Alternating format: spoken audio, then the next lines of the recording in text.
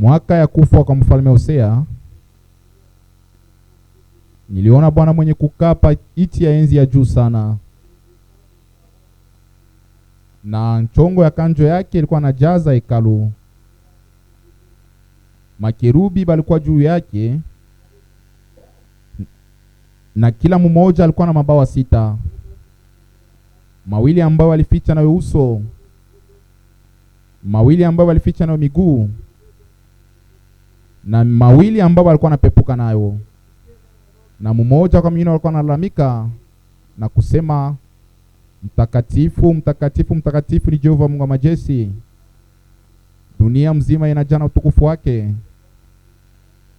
Milango ikavunjika msingi yayo kwa kupitia sauti ile ilikuwa natoka, na chumba chikaya na moshi. Na sasa nikasema, ole kwangu, napotea, maana niko mtu wa milomo michafu, na niko naishi katikati ya watu wenye kuwa na milomo michafu, lakini macho yangu inaona mfalme, Jehova wa majeshi. Mmoja wa kerubi akapepuka na kuya kwangu, alikuwa mkono yake na jua ya moto, ili alibeba pa mazabao na mankanya, akaiweka kwa milomo yangu na kusema, hii inagusa milomo yako, uovu wako unaondoshwa na dhambi yako inasamewa. Na nasikia sauti ya Bwana kusema, tutatuma nani na nani atatembea juu yetu? Na nikajibu, mi huyu unitume. Tutaomba. Bwana Mungu wetu, imangaribi tunasema tena asante, maana ulipenda tuwe muwepo wako. Wakati watu wako na muwepo wako, beko napata mabadiliko, beko napata kubadilika. Muwepo wako huku nabadilisha kifo muuzima, magonjwa muafya njema, bala bakuwa na zala bananza kuzala. Dans ta présence, muwepo wako tu fais beaucoup de choses. Uko nafanya mobitu bingi, nous sommes incapables de les dénombrer. Atuwezi hata kubitaya. Aujourd'hui nous sommes encore réunis dans ta présence. Leo tunakusanyika tena muwepo wako. Pardonne nos offenses, samea makosa yetu, nos manquements, ukosefu wetu, nos erreurs, nos iniquités. makosa na maovu yetu. Nous sommes petits dans ta présence. Muwepo wako tukitoko nous avons sana. tort. Tuko na nkosa. Moi qui suis devant ta face, Seigneur, mwenye kwa mbele ya uso wako, devant cet autel, mbele ya hii mazabao, je ne mérite pas. mishi stahili. Je suis petit. Niko kidoko sana. Chacun de nous sommes petits. Kila mmoja wetu tuko kidoko sana. Nous savons que nous ne méritons pas. Tunajua kusema atustahili. C'est par ta grâce ni kwa neema yako que nous nous tenons dans ta présence. tunasimama muwepo wako. C'est par ta grâce ni kwa neema yako que je me tiens devant ton peuple. Ninasimama mbele ya watu wako. Permets que je disparaisse. Ruhusu mimi nipoteye. Et que toi tu parles. Na wewe useme. Si tu me laisses parler, Seigneur, kama unaniacha mimi je niseme, vais produire la mort. nitaleta lufu. En moi il y a la mort. Ndani yangu mko mais en toi il y a la vie. Ndani yako Mungu mko uzima. Voilà pourquoi nous prions. Pour que toi tu enseignes toi-même ton peuple. Peke yako fundishe watu que les malades soient guéris. Que les affligés soient consolés. Que tous ceux qui ont des problèmes reçoivent des solutions à leurs problèmes. Baptise-nous du Saint-Esprit, Seigneur. Nous voulons sentir ta présence en ces lieux. Par ton esprit et par ta parole. Donne-nous de bonnes dispositions. Que nous puissions écouter comme écoutent tes disciples.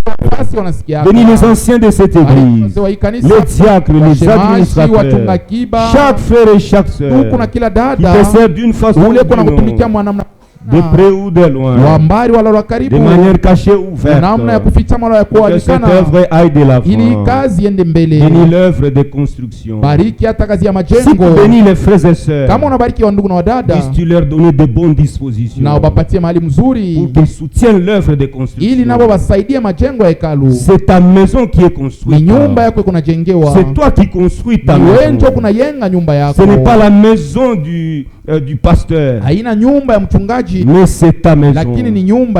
Puisses-tu, Seigneur, nous bénir, Bwana upate kutubariki, afin que nous puissions te construire une belle maison. ili tukujenge nyumba mzuri. Bénis chacun de nous de façon spéciale. Bariki kila mmoja wetu kwa upekee. Sois loué, sois élevé, sois exalté. Uinuliwe na usifiwe. Souviens-toi de notre pays. Kumbuka hata nchi Nous avons yetu. besoin de la paix et de la sécurité Tuko lazima na salama pia pour la ukingo continuité de notre juu ya préparation kuendelesha finale. kujitayarisha kwetu. Bénis ton œuvre de par le monde Bariki entier. kazi yako kupitia ulimwengu wote Souviens-toi mzima. de tous tes serviteurs. Kumbuka watumishi yako Les vrais hommes wote, que toi tu as suscités watu wa kweli wale wa Mungu uliweka pour travailler mkazi dans ta vigne pendant ce ili laps de watumike temps. mushamba yako muyi wakati Il nous reste à vivre comme pèlerins, yenye voyageurs sur cette kutubakiriria terre. juu tuishi kama wageni na wasafiri. Merci Père. Aksanti Nous n'avons Baba, même pas prié. hatujua hata kwenye Mais le kuomba, Saint-Esprit, lakini Roho lui qui Mtakatifu sonde les cœurs et yeye les mwenye reins, kuchunguza moyo na il matumbo, connaît nos yeye anajua besoins. mania Laisse que le yetu. Saint-Esprit Acha Roho amène nos Mtakatifu prières auprès de apeleke toi malombi yetu pour kwako, que chacun ili kila mmoja reçoive apokee ce dont il a kile besoin. kunacho lazima. Merci Père. Asanti Baba, C'est au nom de ni Jésus-Christ, mujina la Yesu Kristo puissant vainqueur, mshindaji que nous venons ici mkuu, de prier. ndio tunaomba. Amen. Amen. Veuillez vous asseoir. Tutaikala. Je salue encore ce soir l'église du Dieu vivant. Nasalimia tena kanisa ya Mungu aliye hai Au nom du Seigneur Jésus-Christ. mujina ya Bwana Yesu Kristo. Nous sommes dans sa présence encore ce soir. Uko tena mwepo wake karibi.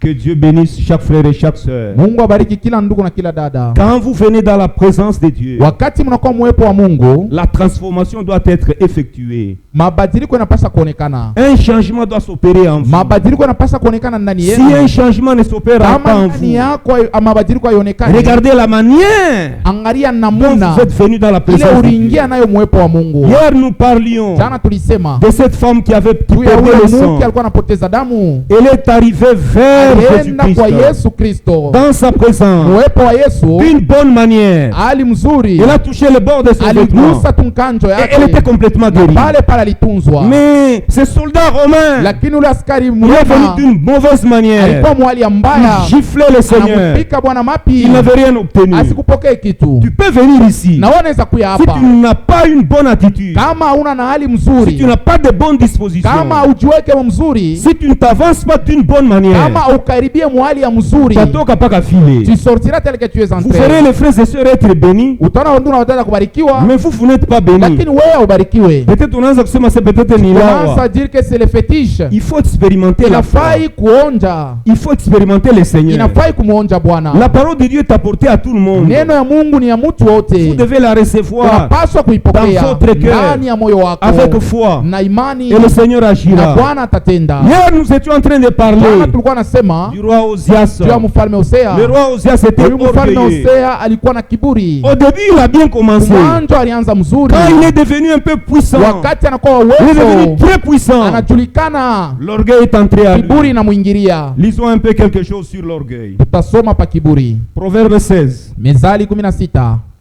Mes frères et sœurs, Wandugu na wadada, abandonnons l'orgueil. tuache kiburi. Nous prenons Proverbe 16. Mezali 16. L'orgueil n'est pas une bonne chose. Kiburi haiko kitu kizuri. Nous prenons Proverbe 16, verset Mezali 18. 16 mstari yake ya 18.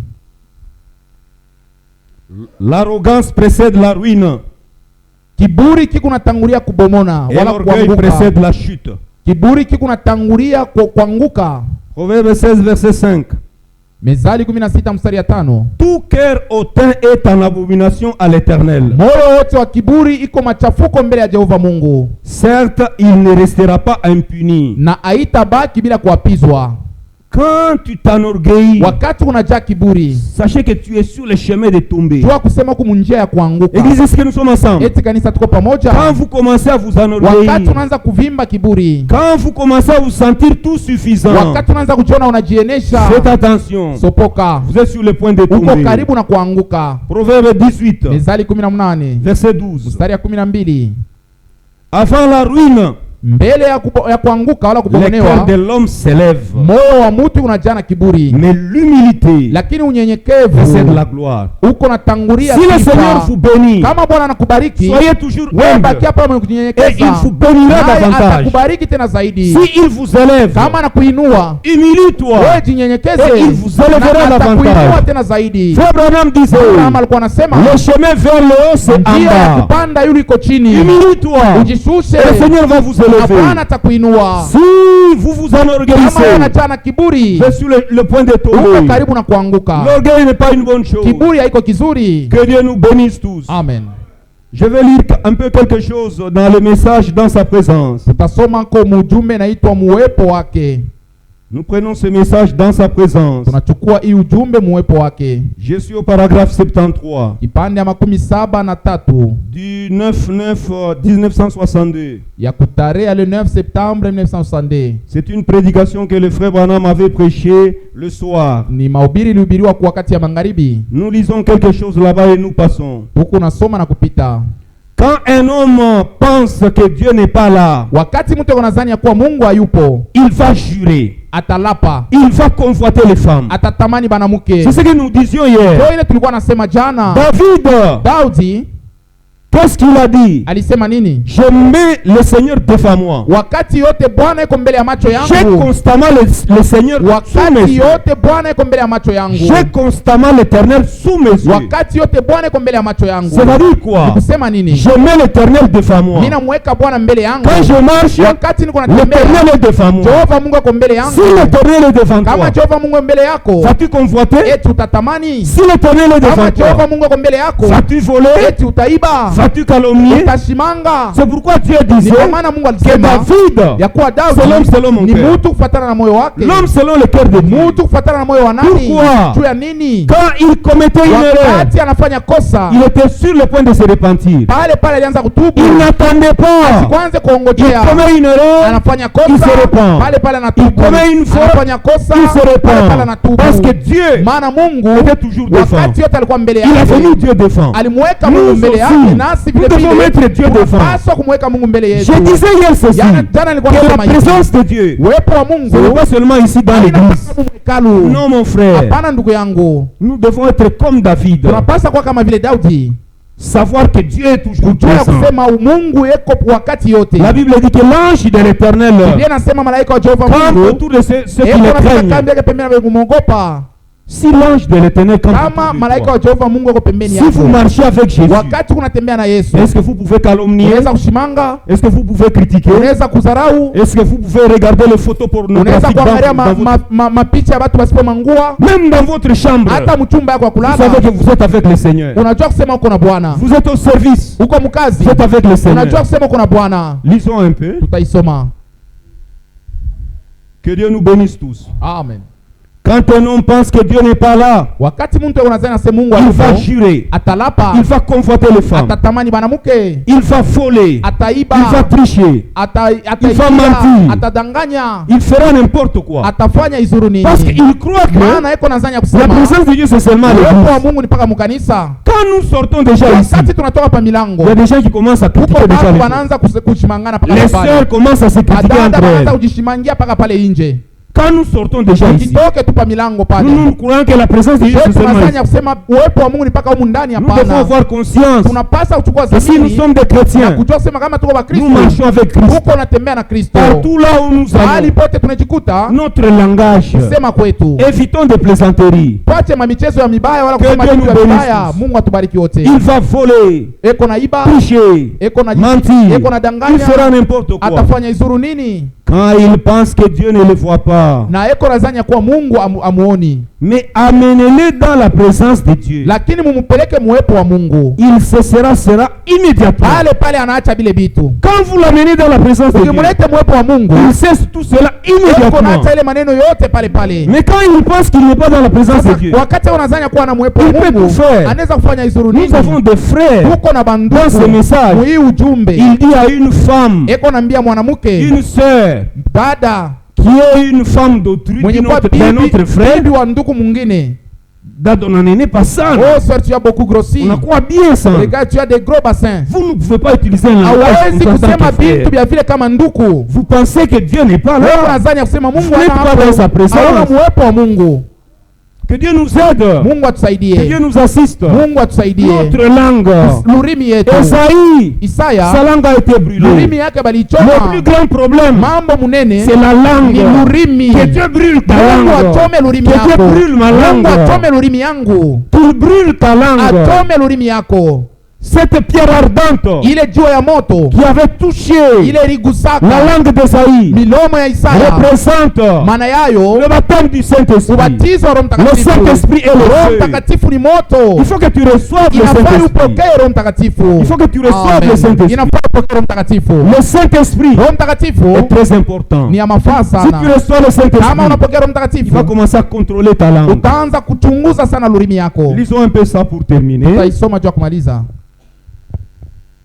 Vous voyez, Mnaona David a dit, Daudi alisema j'ai constamment l'Éternel sous mes yeux. wakati yote wa milele Mungu ako mbele ya macho yangu. C'est une bonne chose. Ni kitu kizuri. Ce n'est pas étonnant que Dieu ait dit qu'il était un homme selon son cœur. Aishangaize vile Mungu alisema ya kuwa Daudi alikuwa ni mtu kufuatana na moyo wake. David a dit que Dieu a dit que David était Mungu l'homme selon son alisema cœur. Daudi ni mtu kufuatana na moyo wake. Pourquoi? Juu ya nini? L'esprit de repentance. Roho ya kutubu. Il commet une erreur, Anakosa, il se repent. anatubu. Les chrétiens ne pêchent pas. Bakristo batendaki zambi. Si nous sommes des chrétiens, on ne pêche Kama tuko pas. bakristo atutendake zambi. Nous commettons des fautes Ni et des erreurs. mankosa tu tunafanyaka. Ce sont les païens qui pêchent. Pagano ndio beko muzambi. Moi, je ne pêche pas. Mie misikalage muzambi. Je bronche. Miku na Je kwala. commets des erreurs. Niko nafanya Je mankosa. commets des fautes. Niko na nkosa, niko Le nafanya sang de makosa. Jésus est là. Damu ya Yesu iko Et pale. je dois demander pardon. Na napasa kulomba Le chemin de la repentance est là. njia ya kutubu iko C'était hapo. ça l'attitude de David. Ndio ilikuwa hali ya Daudi. Chaque fois qu'il commettait des erreurs, Wakati yote anakosa, il était sur le point de se repentir. alikuwa tayari ya kutubu. Parce qu'il avait mis Dieu Maana alimweka devant. Mungu mbele yake. Si nous mettions Dieu Kama devant, tunamweka Mungu kumbele, nous n'allons pas pécher. hatutatenda zambi. Prenons cela avec cœur, de tout notre cœur. Tuibebe ile na moyo wetu wote. Ayons cela dans Na notre ile tuwe conscience. nayo mawazo yetu. Que nous marchions avec Ya kuwa tuko Jésus. natembea na Yesu. Je marche avec Jésus. Niko natembea na Yesu. Partout là où je Bali suis. pote najikuta. Même la nuit. Hata usiku. Même quand tu vas puiser de l'eau, ma Hata soeur. unaenda kusota maji Tu dois dada. savoir que tu es avec Unapaswa Jésus. kutoka kusema uko na Yesu.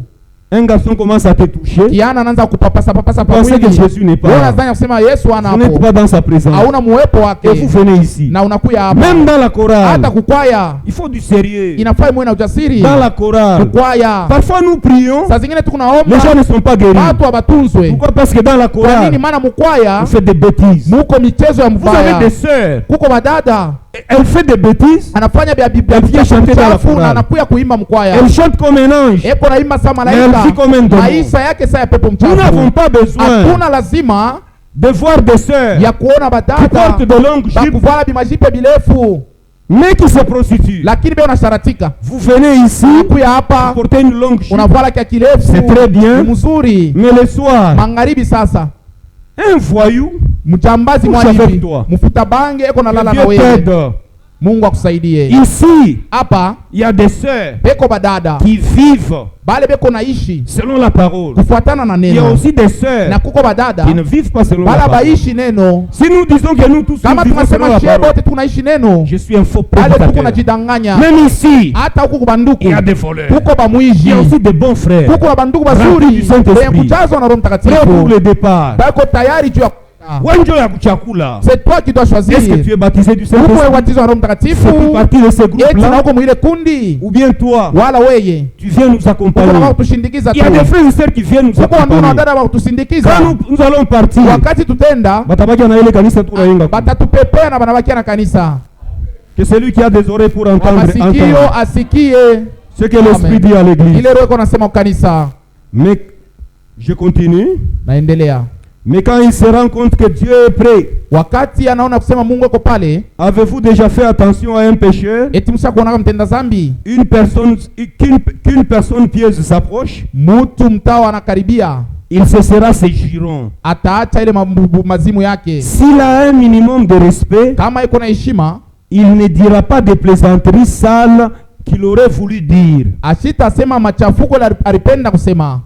Même toi, Hata quand wewe tu fais des plaisanteries, wakati unasema une machafuko, fois que le pasteur est arrivé, wakati tu mchungaji anafika une pale, personne pieuse, mtu mtawa même un diacre, hata shemashi tu vas cesser. pale utekala kimya, C'est de l'hypocrisie. ni bunafiki bule.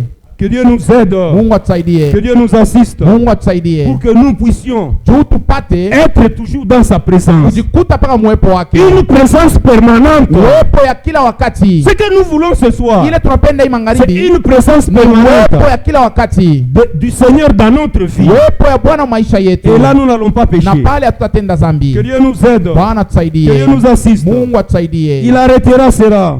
Ataacha ile. Parce qu'il sait qu'il est dans la présence de Dieu. Kusema yuko mwepo wa Mungu. Car Dieu habite dans le tabernacle de son peuple. Eko naishi mweka ya watoto wake. Que Dieu nous bénisse tous. Mungu atubariki wote. Isaya dans sa présence, mwepo wake, dans sa présence, mwepo wake, il pouvait écrire aliweza kuandika la Bible ici, hii Biblia en 66 chapitres. Masura makumi sita na sita. Quand vous prenez la Bible ici, mkichukua hii Biblia, ça compte 66 livres. Iko na vitabu makumi sita na sita. La Bible compte 66 livres. Biblia iko na vitabu makumi sita na sita. Mais Isaya, dans la présence de Dieu, mwepo wa Mungu, il a reçu la révélation. Alipokea ufunuo. Il a écrit cette Bible. Aliandika hii Biblia en 66 chapitres. Masura makumi sita na sita. Et il dit que nous sommes ensemble. Amen. Il commence avec Genèse. Anaanza na Mwanzo. Au milieu, katikati, il introduit le Nouveau Testament. Anaweka kwa Agano Jipya. Vers la fin, kumwisho, il introduit le millénium. Anaweka ko karamu ya mwanakondoo. Kwa nini? Les résultats de la présence de Dieu. Ni maana alijikuta mwepo wa Mungu. Même le grand apôtre Paul, hata mtume Paulo, lorsqu'il était en prison, wakati alikuwa mgereza, il était toujours dans la présence de Dieu. Alikuwa mwepo wa Mungu. C'est là qu'il a écrit les épîtres. Pale aliandika mabarua. Jean, Yohano, sur l'île de Patmos, mule mkisanga ya Patimo, là où il a été jeté, mule balimutupa. C'est là qu'il a écrit les choses qui vont venir. Il était toujours dans la présence de Dieu. Ce n'est pas que quand on vous arrête en prison, on vous met en prison, vous n'êtes plus dans la présence de Dieu. Non mon frère, non ma soeur, partout là où nous pouvons nous trouver, nous sommes toujours dans sa présence. Adam, il était dans la présence de Dieu. Dieu descendait chaque soir pour parler à Adam, pour parler à Ève. Mais un jour, ils ont brisé la parole. Ils ont fui la présence de Dieu. Lisons un peu cela. Dans Genèse, ils ont fui la présence de Dieu. Nous prenons Genèse 3. Mwanzo sura ya 3.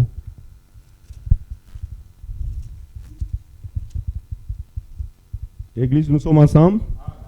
Genèse 3, nous sommes au verset. Je suis au verset 9. Mais l'Éternel Dieu appela l'homme. Lakini Jehova Mungu akaita mwanaume et lui dit, na kumwambia, où es-tu? Uko wapi? Il répondit, akajibu, j'ai entendu ta voix dans les jardins. Nilisikia sauti yako mshamba. Et j'ai eu peur. Parce que je suis nu. Maana niko mtupu. Et je me suis caché. Na najificha. L'Éternel Dieu dit, Jehova Mungu akasema, qui t'a appris que tu es nu? Ni nani alikwambia kusema uko mtupu? Est-ce que tu as mangé de l'arbre dont je t'avais défendu de manger? Eti ulikula kumuti ile nilikataza kula? L'homme répondit, la femme. Mwanaume akajibu, ni bibi. Et quand on a posé la question à la femme, wakati waruliza bibi, le serpent. Asema ni nyoka. L'homme a toujours tendance mutu anikalaka paka na zoezo à rejeter la responsabilité sur les subalternes. C'est ça la nature de l'homme. Il ne veut pas accepter sa culpabilité. Quand un problème arrive, il voit une personne sur qui il peut rejeter la responsabilité. C'est une mauvaise manière. Soyons comme David.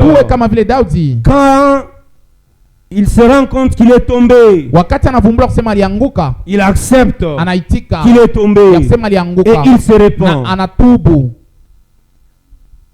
Est-ce que nous sommes ensemble? Amen. Que Dieu nous bénisse tous.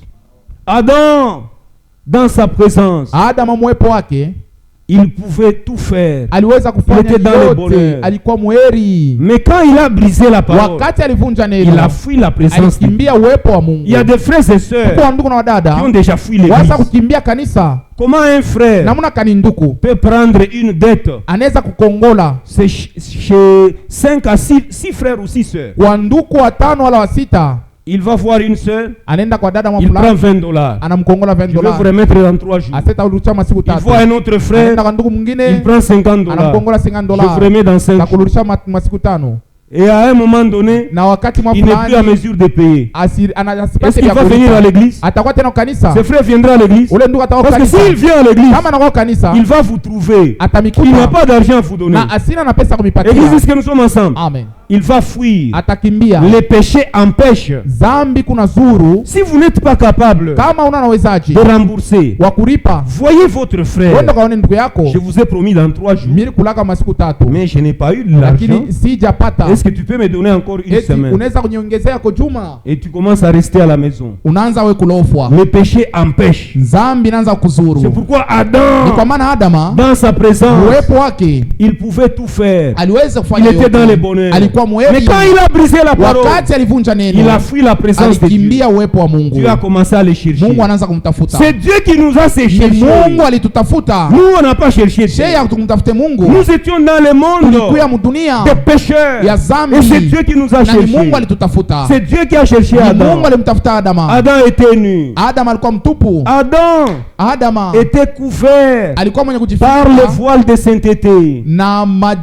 Adam et Ève étaient nus, mais ils étaient couverts par le voile de sainteté.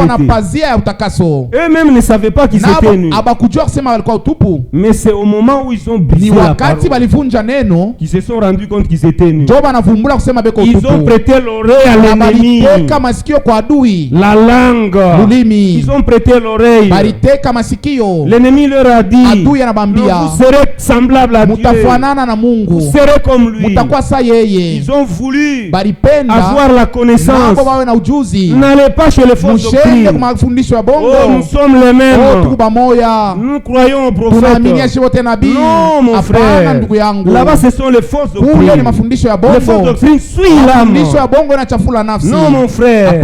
Vous êtes censé écouter la pure parole. Est-ce que nous sommes ensemble? Amen. Nous sommes censés écouter la pure parole. Et c'est cette pure parole qui va nous conduire vers l'obtention du Saint-Esprit.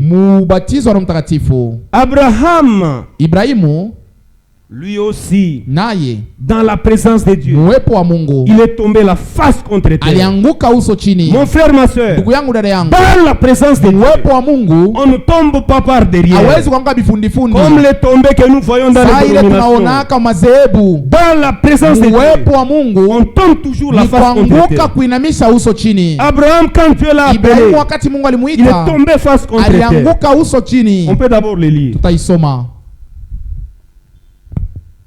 Nous prenons Genèse 17. Dans la présence de Dieu, on tombe toujours la face contre terre. Oubliez les tombées par derrière de Vous voyez un pasteur en train de pousser les gens comme ça. Les gens tombent aujourd'hui, demain ils tombent, après-demain ils tombent. Parfois vous voyez une fille avec un mini-jupe, il tombe. Là il y a les diaconesses qui viennent avec des pagnes pour les couvrir. Dans la présence de Dieu, c'est honteux. C'est vraiment honteux. Lisons d'abord Genèse 17, verset 1er. Lorsqu'Abraham fut âgé de 99 ans, l'Éternel apparut à Abraham et lui dit, je suis le Dieu Tout-Puissant. Marche devant ma face et sois intègre. J'établirai mon alliance entre moi et toi. Et je te multiplierai à l'infini. Abraham tomba sur sa face. Abraham n'est pas tombé par derrière. Il tomba sur sa face.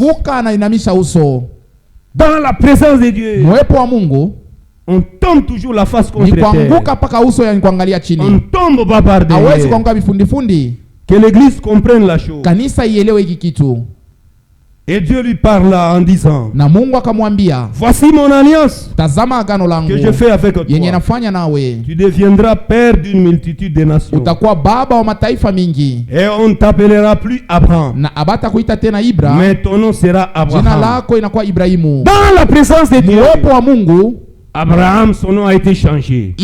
jina yake libadilika mu Ibrahimu. Tu n'es plus Abraham, tu es Abraham. Hauna Ibra, unakuwa Ibrahimu. Et le nom de Sarai a été changé en jina ya Sarah. Sarai inabadilika mu Sara. Même Jacob, hata Yakobo, dans la présence de uwepo wa Dieu, Mungu, son nom a été jina yake changé. libadilika. Il est devenu Israël. Alikuwa Israeli. Des supplanteurs en prince. Muongo anakuwa mfalme. Il faut que aujourd'hui, Inafaa ileo que Dieu aussi change ton Mungu nom. abadilishe nao jina lako. Que Dieu change ta vie. Mungu abadilishe maisha yako. Que Dieu change ta Mungu situation. abadilishe hali Parce que tu es yako. dans sa présence. Maana mwepo wake. Si vous avez une difficulté, Kama uko na magumu, vous avez une difficulté uko na magumu aujourd'hui, leo, dans sa présence, mwepo wake, cette difficulté ile magumu doit trouver une solution. itapata jibu. Parce que vous êtes dans sa Maana uko présence. mwepo wake. Ni mambo gani unayo? C'est quel problème que tu Ile Mungu as atashinda que Dieu ne peut kuleta pas jibu. résoudre.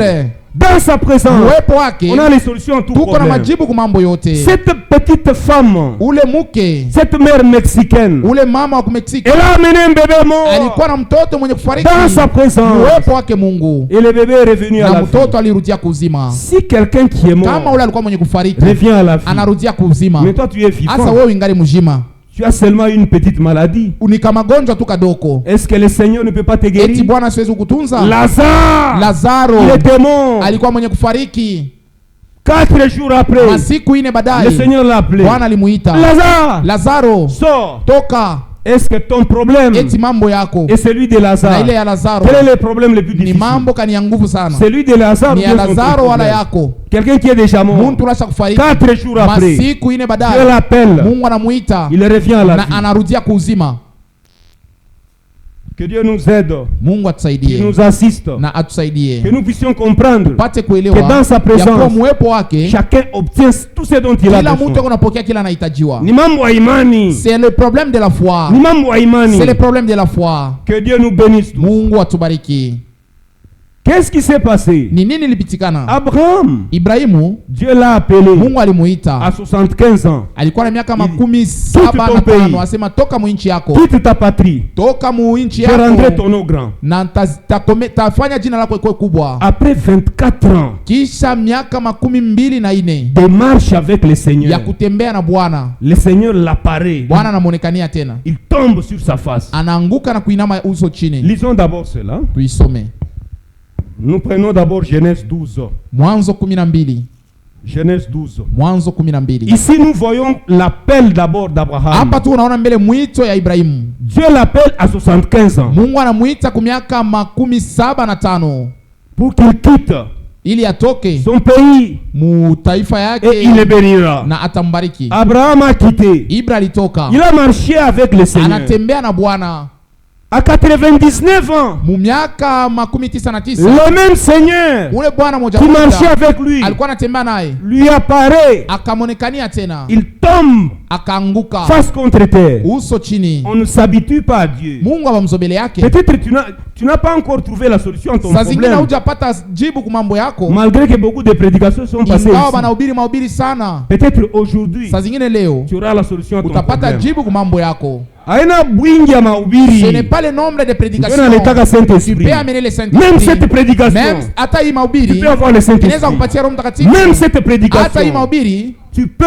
unaweza avoir tout ce dont tu as besoin. kupokea ile yote Par cette unahitajiwa prédication, kupitia tu hii mahubiri. il vous faut combien de prédications pour avoir le Inakufaa hii Saint-Esprit? mahubiri ngapi juu upokee Roho Mtakatifu? Même cette prédication, Hata hii mahubiri si tu as de bonnes dispositions, kama tu uko mfazi tu mzuri, peux pleurer unaweza kulia comme Esaïe sai dans sana sa présence. uwepo Et wake, Dieu va te remplir na du Mungu Saint-Esprit. atakujaza na Roho Mtakatifu. Il faut que tu sois scellé. Inafaa Bientôt ufikie nous allons umri, partir. bado kidogo tutaenda. Hata hii mahubiri ni Même la shike. prédication si ça ne te termine Mahubiri pas, wengine beko wako d'autres batendelesha. prédicateurs peuvent continuer. Vous avez déjà beaucoup écouté. Musha kusikia sana. Moi je connais bien cette Mimi najua congrégation. mzuri hii kanisa. Vous avez déjà beaucoup Musha écouté. kusikia sana. Ce que vous écoutez Ile maintenant, unasikia hapa sasa c'est juste vers la fin. ni kumwisho tu. Frère, nous sommes à la fin. Ndugu, tuko kumwisho. Cet âge, c'est l'âge de la Hii Odyssée. kizazi ni kizazi ya C'est la Laodikia. fin. Ni mwisho. Jésus vient bientôt. Yesu ako narudi bado kidogo.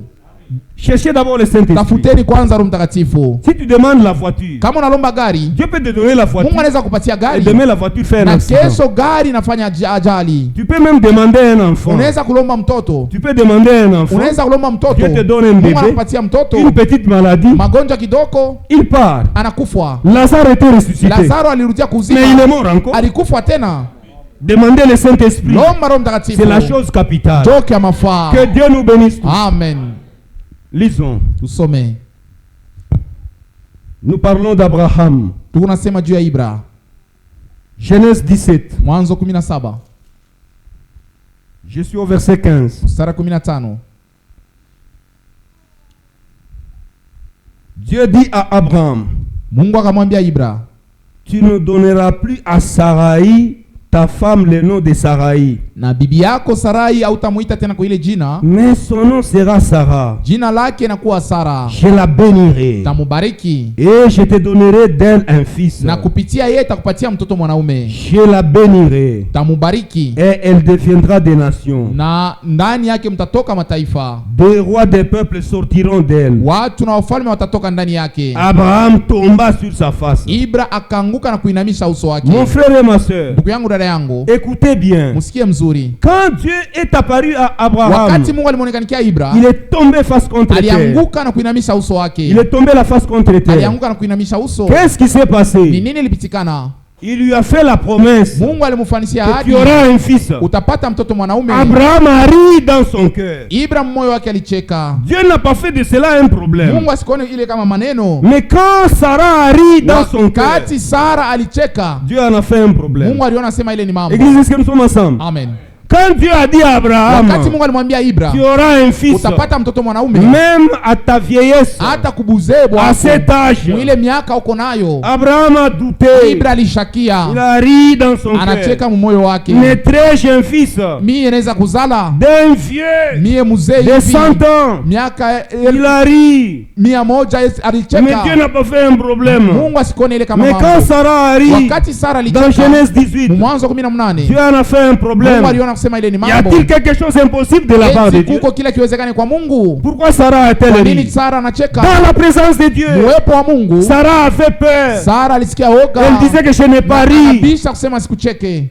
Si on avait des caméras, Kama kulikuya malibamba de surveillance, ya kuangalishisha, les caméras ile pouvaient makamera montrer que réellement Sarah n'avait pas pasa ri. kuonesha kusema Sara kucheke. Parce que Sarah avait ri Maana dans son cœur. alichekea ni mumoyo wake. Mais même Abraham aussi avait ri dans Ibra son naye cœur. alichekea ni mumoyo wake. Mais Dieu n'a pas fait un problème. Mungu asikone ile kama mambo.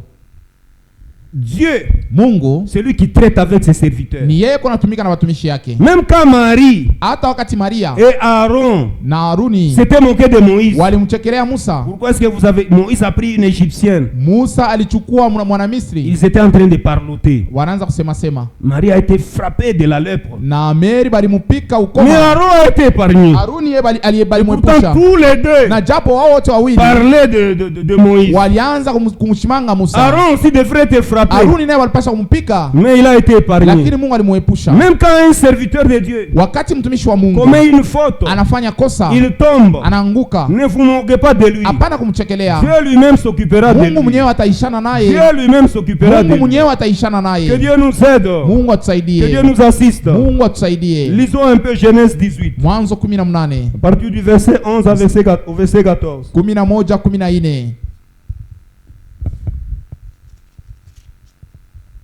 Genèse 18. Mwanzo 18 À partir du verset 11 au verset 14. mstari ya 11-14. Abraham et Sarah étaient vieux, Ibra na Sara walikuwa wenye kuzeka avancés en âge. na miaka yenye kusonga Et Sarah mbele, ne pouvait plus espérer d'avoir des enfants. na Sara sikutumainia kupata watoto. Elle rit en elle-même en disant, Akacheka ndani yake na kusema, maintenant que je suis hivi vieille, mimi nazeka, aurais-je encore des nawezi désirs? tena kuwa na tamaa ya mumwili? Ils avaient déjà cessé cette vie intime. Ile mambo ya kupatana mumwili balikuwa basha kuyachaka. Rien n'est impossible à notre Dieu. Hakuna kila kiwezekane kwa Mungu Les wetu. gens qui avaient déjà cessé leur vie Batu walikuwa intime, basha kuacha kupatana mumwili. Dieu leur dit, Mungu anabambia, vous aurez un fils. utapata mtoto mwanaume. Et Sarah Na Sara a interprété la promesse de Dieu. anatafsiri ile malako ya Mungu. C'est impossible. Habiwezekani. Elle va chez sa servante. Anaenda kwa kijakazi Je wake t'ordonne na kuruhusu d'aller avec mon mari. ulale na bwana C'est yangu, avec elle na nikupitia que weye nous aurons ces fils ndio dont Dieu a tutapata parlé. ule mtoto mwanaume Mungu alilaka.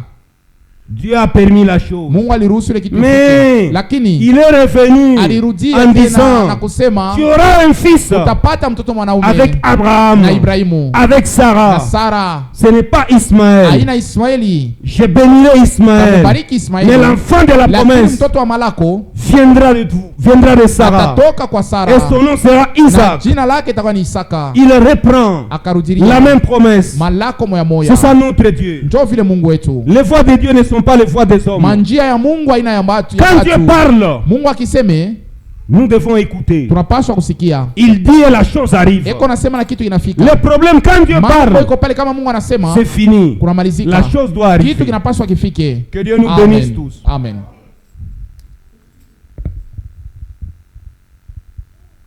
Pourquoi Sarah a-t-elle ri? Kwa nini Sara anacheka? En disant, mkusema, est-ce que vraiment j'aurai un enfant? Naweza kupata mtoto? Moi qui suis vieille. Mimi mwenye kuzeeka. Y a-t-il rien qui soit étonnant de la part de l'Éternel? Eti kuku kushangaiza kutoka kwa Jehova Mungu. Au temps fixé, wakati yenye kufanya, je reviendrai vers toi. Mimi nitakuya kwako. Et à cette même époque, na mui wakati moya, Sarah aura un fils. Sara atapata mtoto mwanaume. Sarah mentit. Sara akadanganya. En disant, je n'ai pas ri. Mkusema sikucheke. Car elle eut peur. Maana alisikia oga. Mais il dit au contraire. Lakini kwa kinyume akasema, tu as ri. Wewe ulicheka. La femme samaritaine, ule mke Msamaria, dans la présence de Dieu, muwepo wa Mungu, elle a pris la résolution alichukua d'aller parler de Jésus. Ya kwenda kutangaza maneno ya Yesu. Vous connaissez bien cette histoire. Mnajua mzuri la hadithi. Nous n'avons pas le temps de rentrer là, d'entrer en profondeur. Na wakati ya kuingia mle ndani. La femme qui est allée au puits, ule mwanamke alienda kukishima, elle était allée pour puiser de l'eau. Kutoka maji. C'était une prostituée. Alikuwa ni mkahaba ndumba. Vous pouvez lire cette histoire dans Jean chapitre 4. Yohana sura ya 4. Jean chapitre 4. Yohana sura ya 4. Et à partir du verset 28, elle est arrivée au puits. Jésus était au puits. Il avait déjà renvoyé les disciples. Ils étaient allés chercher les vivres. Et il s'entretenait avec la femme. Donne-moi de l'eau. C'était une Samaritaine. Et elle ne voulait pas. Moi et vous, il n'y a pas de contact. Je ne peux pas vous donner de l'eau. Nous les Samaritains, avec vous, vous les Juifs, ça ne marche pas. Jésus cherchait à saisir son esprit. Lorsqu'il a saisi son esprit, Jésus nous connaît. La parole nous connaît. Quand la parole est prêchée ce soir, elle touche le cœur de chacun. Qui est-ce que la parole ne touche pas? Qui lève son doigt? La parole de Dieu touche tout le monde. C'est cette parole qui nous transforme, qui nous change. Jésus voulait saisir ton esprit. Quand il a saisi ton esprit, va chercher ton mari. Je n'en ai point. Tu as dit frère, tu en avais 5. Même le 6e avec lequel tu vis n'est pas ton mari. Je crois que tu es prophète. Oui, je le suis. Au même moment, elle laissa sa cruche. Elle courut dans la ville pour aller témoigner. Quand vous entrez dans la présence de Dieu, vous portez la responsabilité de parler de Christ. Aujourd'hui, je devrais être au travail. Mais comme je suis entré dans la présence de Dieu, j'ai laissé d'abord le travail. Parce que je dois parler de Christ. C'est une responsabilité. Je dois parler de Christ. Ma soeur, tu dois parler de Christ. Ton voisin qui ne connaît pas encore le Seigneur, si il meurt sans connaître le Seigneur, tu es responsable. Le jour du jugement, Dieu te tiendra responsable. Mon frère, tu dois parler de Christ. Parce que tu étais ici aujourd'hui. Quand tu entres dans la présence de Dieu, tu portes la responsabilité, comme la femme samaritaine, de parler de Christ. Au boulot, là où vous êtes, votre domicile, les voisins, dans votre famille, vous avez cette responsabilité. Et le jour du jugement, Jésus vous tiendra responsable. Yesu atamiuliza. Ma sœur, dada yangu, quand vous entrez dans la présence de Dieu, wa Mungu, si vous connaissez le Seigneur Jésus, kama unamjua Bwana Yesu Kristo, vous avez la responsabilité uko na mamlaka de parler de Christ ya aux autres. kusema juu ya Kristo. Si vous ne le faites pas, kama muifanye, Jésus vous attend au Yesu tournant, kuna kuongojea kukisambo, le jour du jugement. siku ya kisambo. Que Dieu nous bénisse tous. Amen. Que celui qui a des oreilles pour Mwenye kuwa na entendre, masikio ya kusikia, entendre ce que l'Esprit dit à asikie l'Église. kile Roho iko nasema kwa Nous kanisa. portons la responsabilité Tuko na buzito de parler de Christ. wa kusema juu ya Il y a Kristo. beaucoup de gens qui ne connaissent pas Christ. Kuko watu wengi hawamjue Kristo. Le retour du Seigneur est plus que Kurudi kwa proche. Kristo kuko karibu Tu dois sana. parler de Jésus Unapasha kumtangaza à ton voisin. tangaza Yesu kwa jirani Le wako. comble c'est quoi? Mambo ni nini? Vous venez ici, Mungu nakuya hapa, vous écoutez la parole de unasikia neno ya Dieu, Mungu, mais quand vous êtes au service, wakati umukaji vous volez avec les huku autres. naiba na Tu dois bapagano. parler de Jésus. Jo peko mambo tawahubiri namna Même dans gani? les quartiers, Hata mukota. quand les autres injurient, Bengine wakati wena toi chambulana aussi tu injures. na wewe unawarudishia Même matusi. ton comportement, Hata tabia yako est-ce qu'il peut attirer? inaweza kukokota ako. Peut-être par votre Saa comportement. zingine kwa tabia yako. Nous tous, nous n'allons pas prêcher. Shebo tutahubiri. Ma soeur, Dada yangu, tu peux prêcher dans les quartiers unaweza kuhubiri mukota par ton comportement. kupitia tabia yako Et tu peux gagner les âmes. na kuwina Tu manafsi peux les conduire na vers la maison. kuwaongoza kunyumba ya Mungu. Mais si tu n'as pas un bon comportement, Kama tabia yako ni mbaya, ça sera difficile. litakuwa nguvu. Mais aujourd'hui, Lakini leo comprenez que vous portez la elewa kusema responsabilité huku na ile mamlaka de parler de Christ. ya kusema kuhusu Kristo. Votre vie doit changer. Maisha yako yanapasha Votre vie ibadilike. doit rayonner. Maisha yako yanapasha Vous êtes kuangala. une lumière. Uko nuru. Nous sommes la lumière du Uko monde. nuru ya dunia. Mon frère, vous êtes une Ndugu lumière. yangu, uko nuru. Cette lumière Ile nuru doit luire inapasha kuangaza dans le monde entier. dunia yote mzima. On n'allume pas une lumière Abawakisake pour nuru la mettre en dessous du juu ya boisseau. kuificha chini ya On la met kitanda, au-dessus. huku naiweka ni pameza puisse illuminer ili tout le angaze monde. mchumba yote. Nous sommes les sels de ce monde. Tuko chumvi ya hii dunia. Si les sels perdent sa Kama faveur, chumvi inapoteza onjo lake, avec quoi la lui rendra-t-on? pamoja na tutairudishia. Que Dieu nous bénisse. Mungu atubariki wote. Soyez certains, Muwe na quand hakika vous êtes dans la présence de Dieu, wakati mko mwepo wa vous Mungu, portez la responsabilité muko na mamlaka de parler de Dieu. ya kusema juu ya Mungu. Si les gens Kama batu avec qui vous vivez bale Mungu naishi nabo ne connaissent pas le Seigneur, abamjui Bwana, ces jours-là, ile siku le Seigneur vous tiendra Bwana responsable. atakuuliza. Regardez la femme samaritaine. Angalia mke Msamaria Elle est sortie. alitoka, Venez voir mko muone un homme qui m'a tout dit. ananiambia Tout ce vyote que j'ai fait. yote nilifanya. Jésus nous connaît. Yesu Il anatujua, sonne les cœurs et les yuko reins. anachunguza mioyo Il na m'a tout mafigo, dit. ananiambia Et les gens sont vyote, venus na nombreux watu wanakuwa bamingi pour aller voir Jésus. juu ya kwenda kumuona Quand Yesu. ils l'ont Wakati écouté, walimusikia ils ont cru. waliamini. Jésus, Yesu c'est un véritable prédicateur. yeye ni mhubiri wa kweli. Moi, je peux prêcher. Mimi naweza Je kuhubiri, peux me tromper. mimi naweza Mais quand Jésus kujidanganya. prêche, Yesu yakihubiri il ne peut pas se redire. asiweji Un kujidanganya. prédicateur zéro faute. Mhubiri wasipokosa Il n'y a pas de correction chez lui. hakuna Et kumtengenezea. quand il parle, Wakati yako nasema tout le monde est touché. watu wote wako naguswa. Jésus, quand il parle, Yesu kama yako nasema c'est fantastique. bia bizuri Sa sana. parole Neno yake demeure ni éternellement. kuna dumu Et milele. quand ils l'ont écouté, Wakati ils walimsikiliza ont cru. wakaamini. Que Dieu nous bénisse tous. Amen. Et d'autres, Na bengine ils ont dit ceci. balisema Ce hivi, n'est pas parce que tu nous as appelés. haina jua mwanamke Nous-mêmes, unatuita nous l'avons shibe yetu écouté. tunamshikilia Nous kwa l'avons masikio entendu. yetu, tunamshikilia kwa masikio Appelez les yetu. frères et sœurs Mwite bandugu na à venir badada écouter la bakuwe parole. basikie neno ya Mungu, Bashikie sauti ya Mungu. qu'ils écoutent la Mon parole de frère et ma Dieu. sœur, Ndugu na dada, c'est la fin. ni mwisho. Il n'y a plus de temps. Hakuna wakati, Il n'y a plus de hakuna temps. wakati. Le retour du Seigneur Kurudi Jésus kwa Bwana Yesu Kristo est plus que proche. kuko karibu sana. Bientôt la porte de la grâce Bado sera kidogo fermée. mlango ya neema itafungwa. Hii sauti Mungu La nashikia parole que vous ni écoutez, ya mwisho. c'est la dernière. Hakuna tena Il n'y a pas du temps. Même les choses Hata bitu qui vont arriver après vile notre vitafika départ, kisha kwenda kwetu, le décor est déjà planté. mambo isha kutiliwa yote. Quand vous ratez l'enlèvement, Ukikosa unyakulivu, c'est alors que vous allez vous souvenir de ce pale message. utakumbuka hii ujumbe. Surtout vous du message. Zaidi mweba mujumbe, Vous connaissez les 7 sceaux, munajua miuri la saba, marque de la bête. munajua picha ya Vous nyama, connaissez munajua que le pape, sema papa comment il sera, namuna l'antichrist atakuya, va entrer en lui. ule mpinga Kristo ataingia Quand ndani vous ratez yake. l'enlèvement, Ukikosa unyakulivu, c'est alors que vous allez bien ni comprendre pale utaona utaelewa mzuri. que celui qui a des oreilles pour Wa entendre, masikio juu ya kusikia, entendre ce que l'Esprit dit à asikie l'église. kile roho iko nasema kwa kanisa. Je vais arrêter à quelle heure? C'est à 30. Que Dieu vous bénisse richement. Il y a aussi un autre homme. Prenons d'abord Luc. Tutachukua Luka Luc chapitre 5 verset 8. sura ya 5 sura ya 8. Dans sa Sura ya présence. 5 mstari ya 8. La femme samaritaine dans sa présence, elle a pris la résolution d'aller parler de Christ. Luc chapitre 5. Nous sommes au verset 8. Ici nous voulons parler de Simon Pierre. Dans sa présence, il est tombé aux pieds de Jésus. Lisons d'abord Luc chapitre 5. Nous sommes au verset 8. Pour gagner du temps, on commence à partir du verset 8. Quand il vit cela, Simon Pierre tomba au genou de Jésus.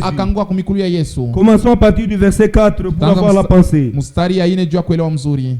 Lorsqu'il eut cessé de parler, il dit à Simon, avance en plein eau et jette vos filets pour pêcher. Simon lui répondit, Maître, nous avons travaillé toute la nuit sans rien prendre, mais sur ta parole, je jetterai les filets. L'ayant jeté, ils prirent une grande quantité de poissons et leurs filets se rompaient. Ils firent signe à leurs compagnons qui étaient dans l'autre barque de venir les aider. Ils vinrent et ils remplirent les deux barques au point qu'elles s'enfonçaient. Quand il vit cela, Simon Pierre tomba au genou de Jésus et il dit, Seigneur, retire-toi de moi, parce que je suis un homme pécheur. Car l'épouvante l'avait saisi. Simon Pierre, dans la présence de Dieu, il est tombé au genou de Jésus. C'était un pécheur expérimenté. Il avait péché toute la nuit sans rien prendre. Simon savait qu'il n'y avait pas de poisson, mais il était hospitalier. Jésus avait envie de prêcher. Notre Dieu se manifeste dans la simplicité. Il portait des sandales. Il est venu. Il a trouvé Simon Pierre qui péchait. Toute la nuit il n'avait rien pris. Il lui a demandé de lui prêter sa barque afin qu'il apporte la parole. Simon a obéi. L'obéissance. Il a obéi. Il était hospitalier. Et Jésus a prêché. Après avoir terminé, il dit à Simon, jette les filets là-bas. Là où il n'y avait rien. Comme c'est lui le créateur, il a créé le poisson. Jette les filets. Et Simon lui dit, j'ai péché toute la nuit, mais sur ta parole, je vais jeter les filets. Simon avait la foi. Il a jeté les filets et les filets se rompaient. Quand il a vu une pêche miraculeuse, il n'avait jamais pêché ainsi dans sa vie. Un pêcheur expérimenté. Mais la pêche de ce jour-là était une pêche miraculeuse. Il est tombé au pied de Jésus. Seigneur, retire-toi de moi. Je suis pécheur. Retire-toi de moi. Je suis pécheur. Que Dieu nous aide. Amen. Que Dieu nous assiste. Amen. Si nous sommes dans sa présence, rien ne peut lui résister. Si nous sommes dans sa présence, on ne peut pas sortir tel qu'on est venu. C'est anormal. Paul, alors Saul de Tarse, dans la présence de Dieu, il était en train de persécuter l'église du Dieu vivant. Sans le savoir, il croyait servir Dieu pendant qu'il persécutait l'église de Dieu. Mais un jour, sur le chemin de Damas, il rencontre la colonne de feu. Il tombe la face contre terre. Il n'est pas tombé par derrière. Vous pouvez lire ça dans Actes chapitre 9. Il est tombé la face contre terre. Qui es-tu, Seigneur? Paul, alors Saul de Tarse, il connaissait que Dieu était la colonne de feu. Mais il entend une voix qui sortait de cette colonne de feu. Je suis Jésus que tu persécutes. Et il était aveuglé. Jésus, le Seigneur l'envoya chez Ananias. Il pria pour lui. Même Ananias, il avait peur de le recevoir. Mais le Seigneur lui dit, il est un instrument entre mes mains maintenant. Vous allez prier pour lui. Il va recouvrir la vue.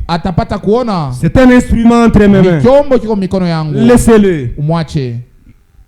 Simon, Pierre, Paul, dans la présence de Dieu, il a été transformé. Là où il avait commis des torts, il a commencé à réparer.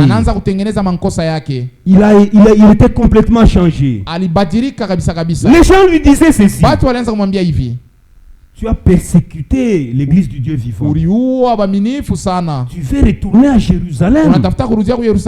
On va te tuer. Il n'avait pas peur. Il dit ceci: j'aimerais sceller aussi mon témoignage avec mon propre sang, que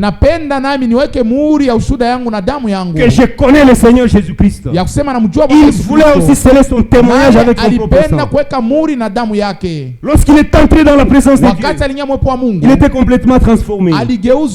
Et partout là où il avait commis des torts, il a commencé à réparer. Toi, tu es entré dans la présence de Dieu. Mais où tu es toujours le même. Est-ce que tu es entré réellement dans la présence de Dieu? Frère Branham parle d'un certain serviteur de Dieu. On va terminer par là. Charles Finet. C'était un prédicateur éloquent. Moi, je ne suis pas éloquent comme Charles Finet. C'était un avocat, un juriste. Il était berger d'une église. Être berger d'une église n'est pas un problème. Tu peux être diacre, mais tu n'es pas rempli du Saint-Esprit. Tu peux être pasteur, mais tu n'es pas rempli du Saint-Esprit. Il y avait des sœurs de 12-13 ans qui lui disaient toujours: pasteur, cherche le Saint-Esprit. Nous avons reçu une prophétie que tu dois recevoir le Saint-Esprit, que tu dois chercher le Saint-Esprit. Comme il était éloquent, il avait un peu d'orgueil. Il ne voulait pas. Dit: moi je suis un grand pasteur. D'ailleurs, je suis un avocat. Je parle bien. Le ministère, ce n'est pas bien parler. Le ministère, ce n'est pas le français. Ce n'est pas l'anglais. On a connu un serviteur ici qui est venu de Mbujimaï.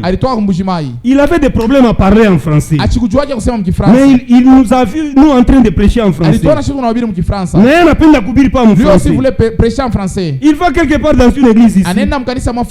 On lui dit: tu dois prêcher en Chiluba. Il a honte.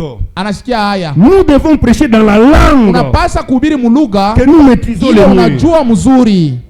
Est-ce que nous sommes ensemble? Amen. On doit prêcher dans la langue que nous maîtrisons le mieux. Charles Finet, il ne voulait pas accepter. Demain, les mêmes sœurs viennent vers lui: pasteur, tu dois chercher le Saint-Esprit. Même si vous êtes diacre, soyez certain que vous êtes rempli du Saint-Esprit. Vous êtes pasteur, vous êtes prédicateur. L'instrument qu'il faut pour apporter la parole dans toute sa pureté, c'est le baptême du Saint-Esprit. Il faut le baptême du Saint-Esprit pour bien comprendre les Écritures. Si vous n'avez pas le Saint-Esprit, vous allez faire le méli. Qu'est-ce qui s'est passé? Charles Finet, quand il a vu que ses filles venaient régulièrement, il dit: non, cette histoire est sérieuse. Je dois chercher le Saint-Esprit. Il est allé derrière son cabinet. Il s'est agenouillé. Il a commencé à prier. Il a prié. Tout d'un coup, il entend comme un son. Il a ouvert les yeux. Il pensait que c'était son patron qui l'appelait. Il était content quand il parle avec son patron. Mais quand il parle avec son Dieu, il se cache. C'est le cas de beaucoup de frères et sœurs. Il se sentait honoré quand il parle avec son patron. Mais quand il parle avec le patron des patrons, il va se cacher derrière son cabinet. C'est ce jour-là qu'il avait reçu le Saint-Esprit. Quand il a ouvert les yeux, il n'a pas compris. Il pensait que c'est son patron qui le cherchait. Qu'est-ce qui se passe? Il continue à prier. Il prie. Il a été rempli du Saint-Esprit. Avec sensation. Il a commencé à faire des mouvements. Il est rentré dans son cabinet. C'était toujours des sensations. Il a dit, Seigneur, cache-moi, que je me cache même derrière la porte, pour que ces sensations prennent fin. Le Saint-Esprit, il peut venir avec sensation, sans sensation. Mais les résultats, c'est le même. Et quand il s'est apaisé, il a compris. Oh, ces filles là-bas disaient la vérité. Même nous les anciens, quand une sœur, un frère, peu importe son âge, ici il n'y a pas de petits fils et de petites filles. Nous sommes toujours des frères et sœurs. Même une sœur de 12 ans